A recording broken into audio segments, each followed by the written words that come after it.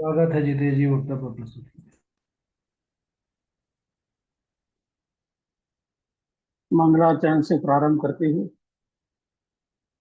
अस्मद्गुरुभ्यो नमः। अस्मद् परम गुरुभ्यो नमः। अस्मत् सर्वगुरुभ्यो नमः। श्री राधा कृष्णाभ्यां नमः। श्रीमते रामानुजाय नमः। लंबोदरं परमसुन्दरमेकदन्तं पीताम्बरं त्रिनयनं परमं पवित्रम् दिवाकरनिभो जबलकान्तिकान्तं विघ्नेश्वरं सकलविघ्नहरं नमामि। शरीरं स्वरूपं ततो वकलत्रं यशश्चारुचित्रं धनं मेरुतुल्यं मनश्चैनलग्नं श्रीगुरुरङ्घ्रिपद्मे ततः किं ततः किं ततः किं ततः किम् नारायणं नमस्कृत्य नरं चैव नरोत्तमं देवीं सरस्वतीं व्यासं ततो जयमुदीरयेत्। जयतु जयतु देवो देवकी नन्दनोऽयं। जयतु जयतु कृष्णो वृषणवंश प्रदीपः। जयतु जयतु मेघ श्यामलं कोमलांग। जयतु जयतु पृथ्वी भारनाशो मुकुंद। कृष्ण त्वदीय पद पंकज पंजरान्ते अद्यैव मे दिशतु मानस राजहंस। प्राण प्रयाण समये कफवात पित्तैः कंठावरोधन विदो स्मरणं कुतस्ते। बर्हापीरं नटवरवपुः कर्णयोः कर्णिकारम् बिभ्रत्वा सह कनककपिशं वैजयन्तीं च मालाम्। रन्ध्राणवेणुर्धर सुधया पूर्णयन् गोपवृन्दैः वृन्दारण्यं स्वपदरमणं प्राविशद् गीतकीर्तिः। करारविन्दे न पदारविन्दम् मुखारविन्दे विनिवेशयन्तम्। वटस्य पत्रस्य पुटे शयानम् बालं मुकुन्दं मनसा स्मरामि। रामाय रामभद्राय रामचन्द्राय वेदसे रघुनाथाय नाथाय सीतायां पतये नमः। अञ्जनानन्दनं वीरं जानकी शोकनाशनं कपीशमक्षहन्तारं वन्दे लङ्काभयङ्करम्।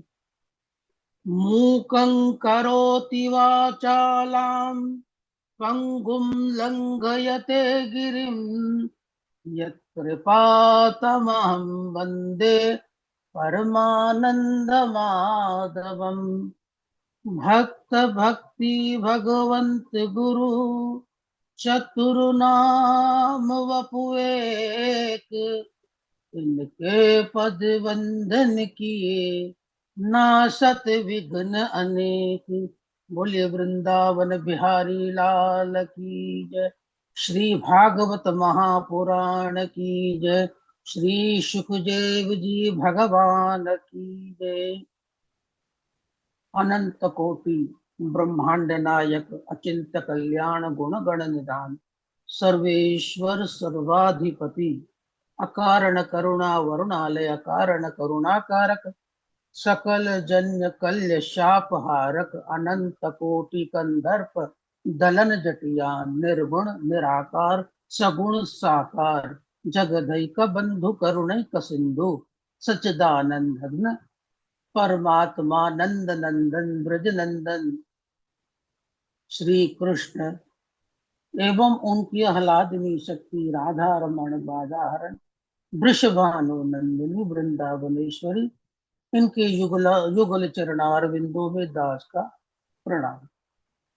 समुपस्थित भगवत भक्त भागवत कथा अनुरागी सज्जन और भक्ति में मात्र शक्ति भगनी बांधव भगवान श्री कृष्ण की अपार करुणा कृपा द्वारा जिसको प्रत्यक्ष वांगमयी भगवान कृष्ण की मूर्ति श्रीमद् भागवत महापुराण कहते हैं। हम राम देशिक प्रशिक्षण केंद्र से उसी वांगमय कृष्ण स्वरूप उस भागवत का सप्ताह पारायण की तैयारी करते हुए इस प्रकार परमहंसों की संहिताओं को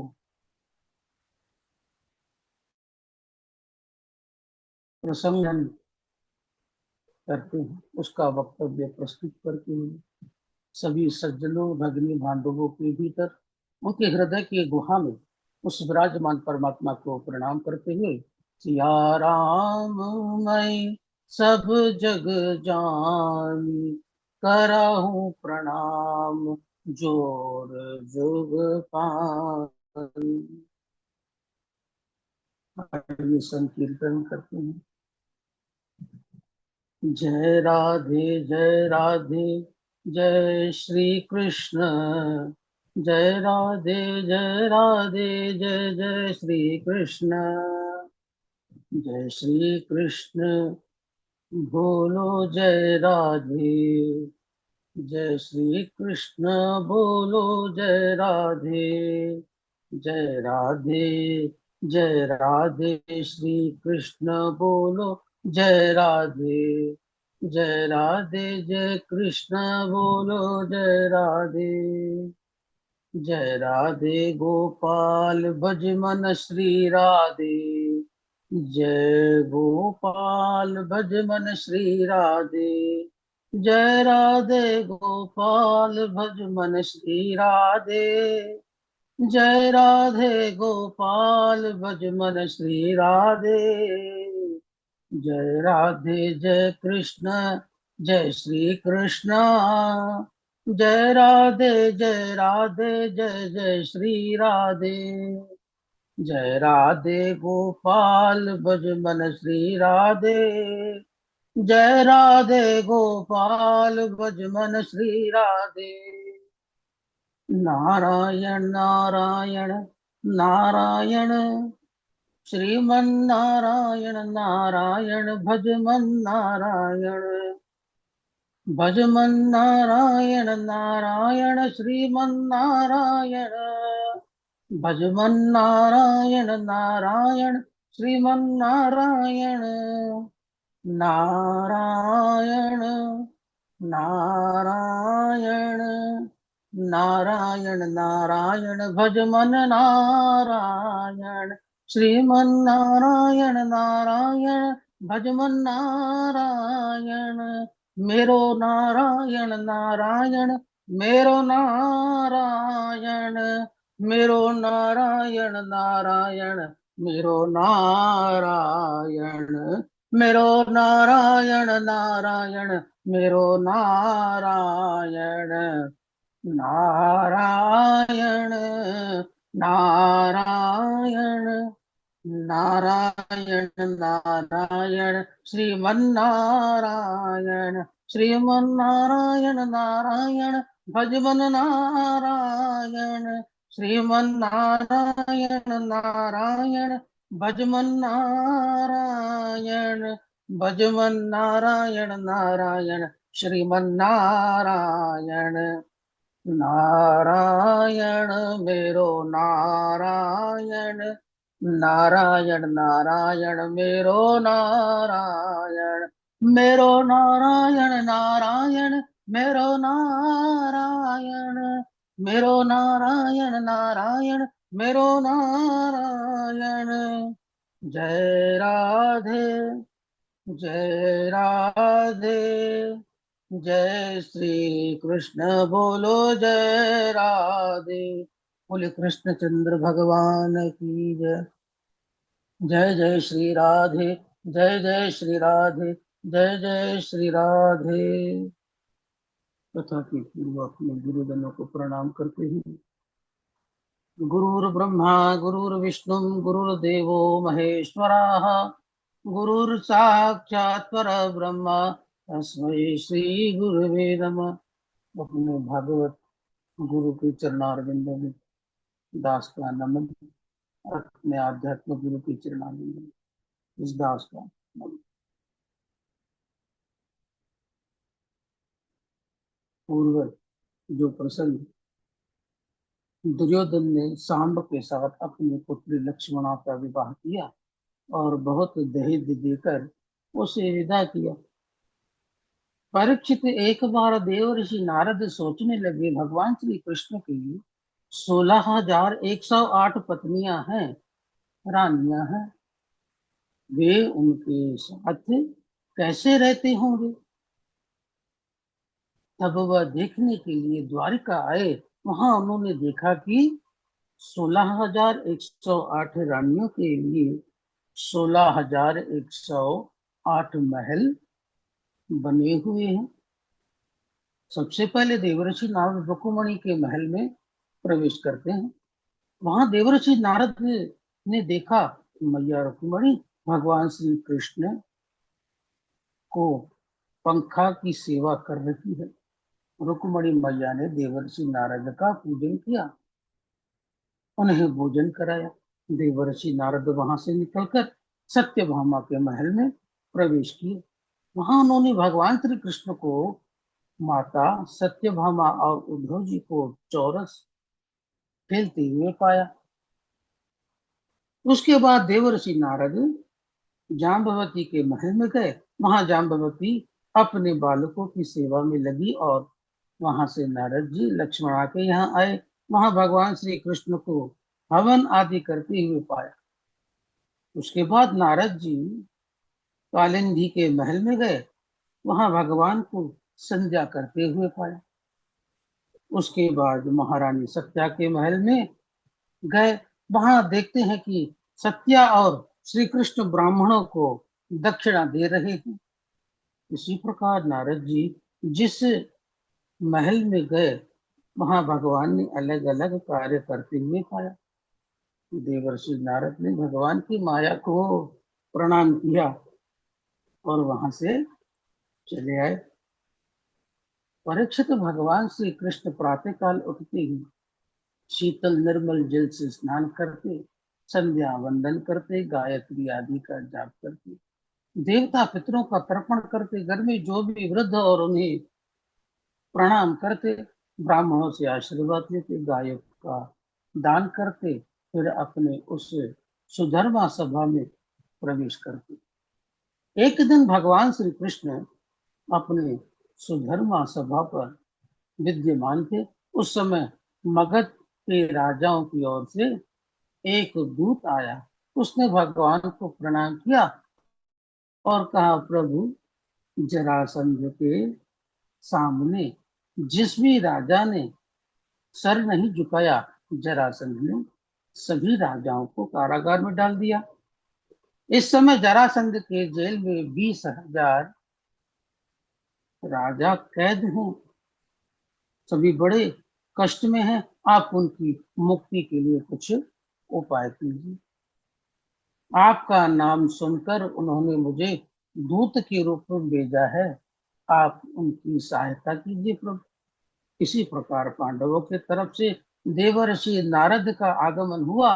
उन्होंने कहा, प्रभु धर्मराज युधिष्ठिर यज्ञ के माध्यम से आपका यजन करना चाहते हैं, इसीलिए आप तथा समस्त द्वारिका वासियों को आमंत्रित किया है। श्री कृष्ण ने जब दोनों तरफ के बुलावे को एक साथ देखा तो उद्धव जी से पूछा, उद्धव जी, हमें पहले कहाँ जाना चाहिए? उद्धव जी कहते हैं, प्रभु हमें सबसे पहले राजसु यज्ञ में चलना चाहिए, क्योंकि राजसु यज्ञ वही कर सकता है जो दसों दिशाओं को जीत लेता है। और जब राजसु यज्ञ के पहले युधिष्ठिर समस्त राजाओं को जीतेगा तो उन्हें जरासंध को भी जीतना होगा, इसीलिए हमें राजसु यज्ञ में चलना चाहिए। श्री कृष्ण ने उद्धव जी की बात को सुनकर अपने सभी बंधुओं के सहित इंद्रप्रस्थ की यात्रा की। महाराज युधिष्ठिर ने सभी द्वारिका वासियों को खूब उनका स्वागत सत्कार किया। भगवान से प्रार्थना की, हे प्रभु, मैं सर्वश्रेष्ठ राजसु यज्ञ के द्वारा आपका तथा आपके उन दिव्य विभूतियों का यजन करना चाहता हूँ। आप मेरे इस संकल्प को पूर्ण कीजिए। श्री कृष्ण ने कहा, हे धर्मराज, आपका निर्णय तो उत्तम है। इस राजसु यज्ञ के द्वारा लोक में आपके मंगलमय कीर्ति का विस्तार होगा। आप दसों दिशाओं के राजाओं को जीत यथोचित यज्ञ की सामग्रियों को एकत्रित कीजिए और फिर यज्ञ प्रारंभ कीजिए।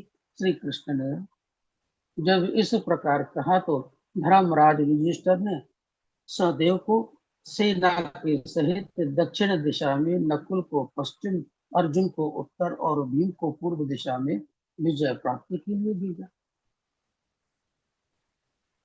सभी सभी राजाओं पर विजय प्राप्त कर बहुत सा धन लेकर चारों भाई आ गए, परंतु जरासंध को वे नहीं जीत सके। तो धर्मराज युधिष्ठिर चिंतित हो गए। तब भगवान श्री कृष्ण ने अर्जुन तथा भीम को साथ लेकर ब्राह्मण का वेश धारण कर,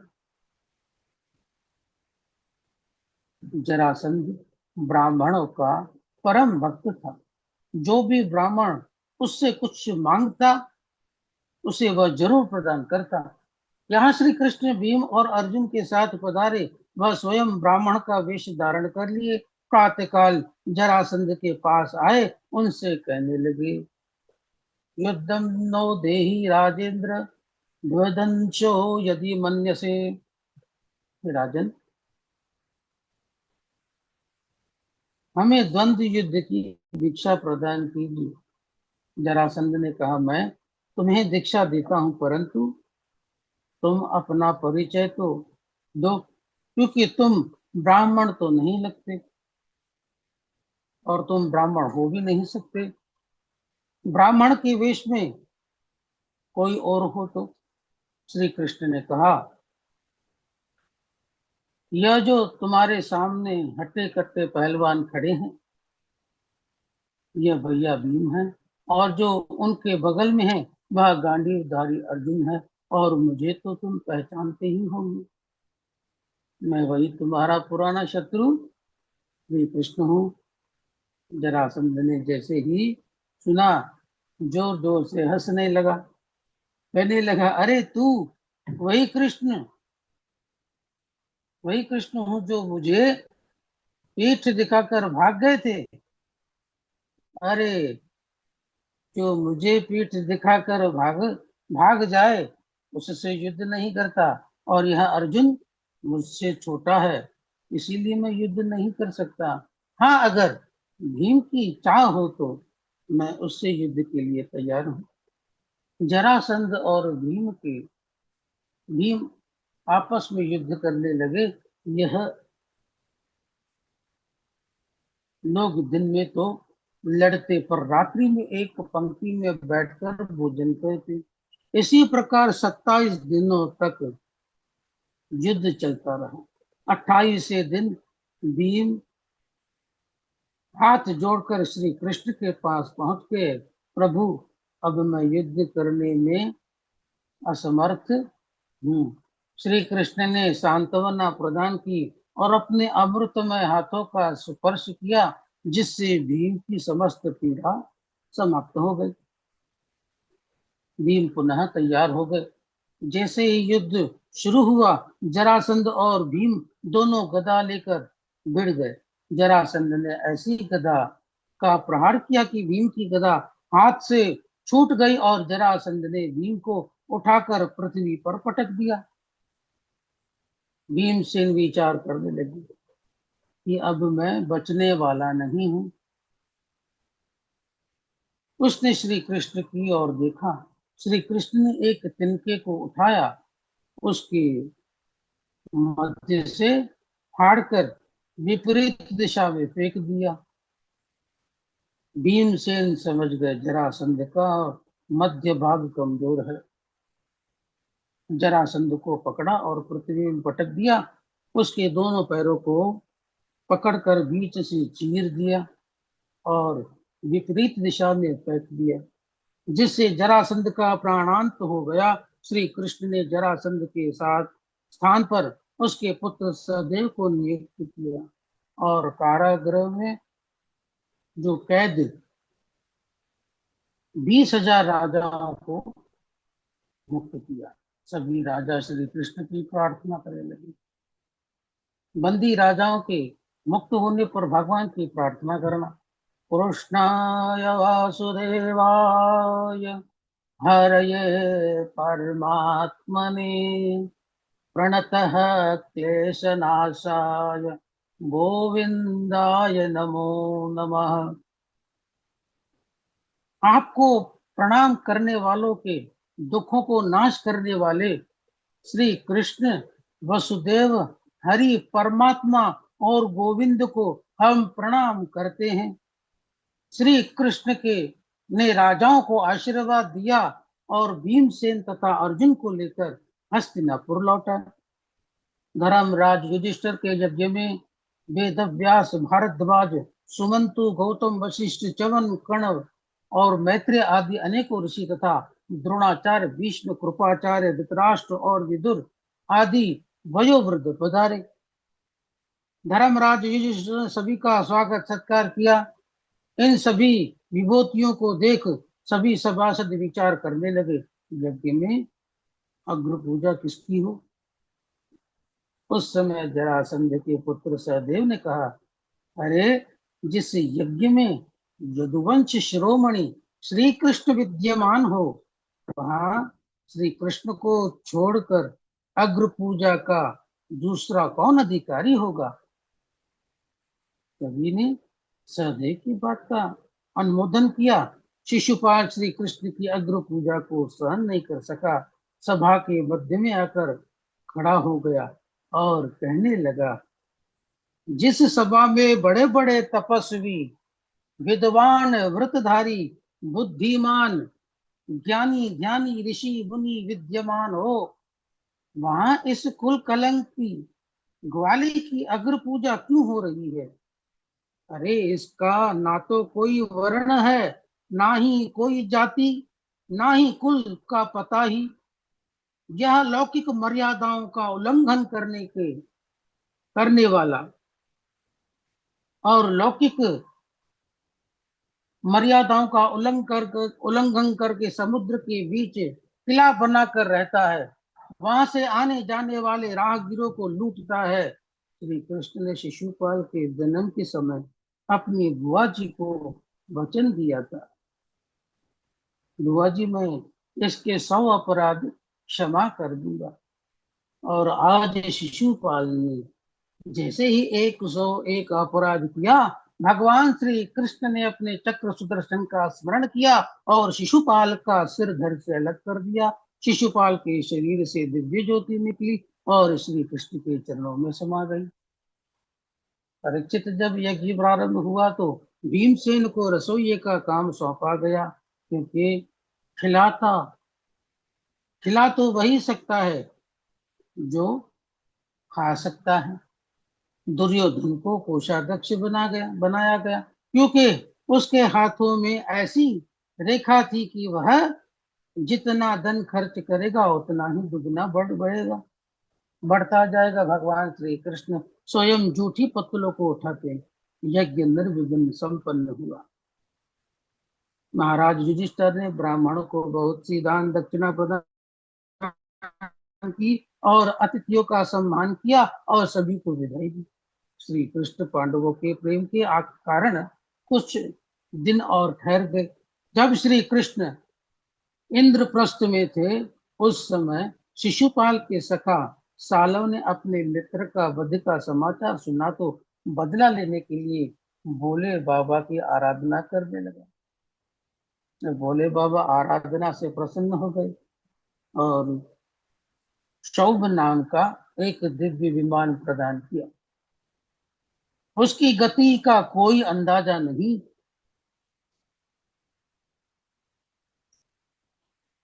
कोई लगा नहीं सकता था। विमान में बैठकर सालव द्वारिका को नष्ट करने लगा, द्वारिका वासियों को पीड़ित करने लगा। यह भयंकर अपशगुन श्री कृष्ण को दिखाई देने लगे। तब वे पांडवों से आज्ञा लेकर द्वारिका की यात्रा की। वहां बलराम जी को द्वारिका की रक्षा के लिए नियुक्त कर स्वयं युद्ध के लिए आए। सालव ने जब श्री कृष्ण को देखा, उनके सारथी पर शक्ति नामक अस्त्र चलाया। श्री कृष्ण ने उस अस्त्र को नष्ट कर दिया और गदा का प्रहार करके उस दिव्य विमान को चूर चूर कर दिया।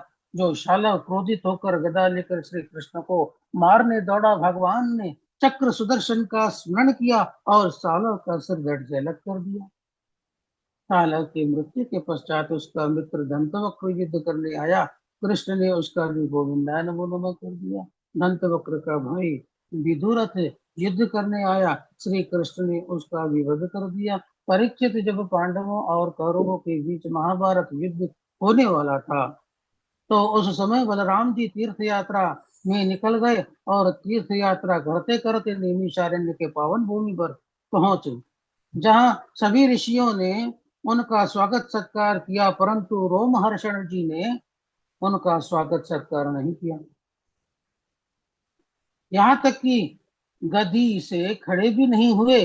बलराम जी ने एक कुशा उठाई और उस कुशा से प्रहार कर दिया। रोमहर्षण का प्राणांत हो गया। चारों ओर हाहाकार मच गया। ऋषि मुनि कहने लगे, प्रभु अब हमें सुंदर सुंदर भगवान की कथा का पान कौन कराएगा। तब बलराम जी ने ऋषियों को आश्वासन देते हुए कहा, आत्मार्थे जायते पुत्र। ये ऋषियों, पिता की ही आत्मा पुत्र के रूप में अवतरित होती है। आप लोग निश्चिंत रहें। बलराम जी ने अपने योग बल से रोमहर्षण जी की समस्त विद्याएं उनके पुत्र श्री सूत जी को प्रदान कर दी। ऋषियों से कहा, इसके अलावा और कोई समस्या हो तो बताइए। ऋषियों ने ऋषियों ने कहा, हे बलराम जी, जब हम ऋषि मुनि यज्ञ प्रारंभ करते हैं, उस समय पिलवल नाम का इलवल का पुत्र बलबल परेशान करता है, यज्ञ विध्वंस कर देता है। इसीलिए आप ही इसका समाधान कीजिए। बलराम जी ने ऋषियों के आदेश आदेश दिया, आप यज्ञ प्रारंभ कीजिए। जैसे ही ऋषियों ने यज्ञ प्रारंभ किया, वह बलबल अपने सेना के सहित आकर मार्ग से आ गया। बलराम जी ने अपने हल से खींच मुसल से ऐसा प्रहार किया कि उसका गोविंदाय नमो नमः हो गया। बोलिए कृष्णचंद्र भगवान की। ठीक है जितेश जी, जी, ठाकुर जी कृपा बनी रहे। जी, अच्छा। जी,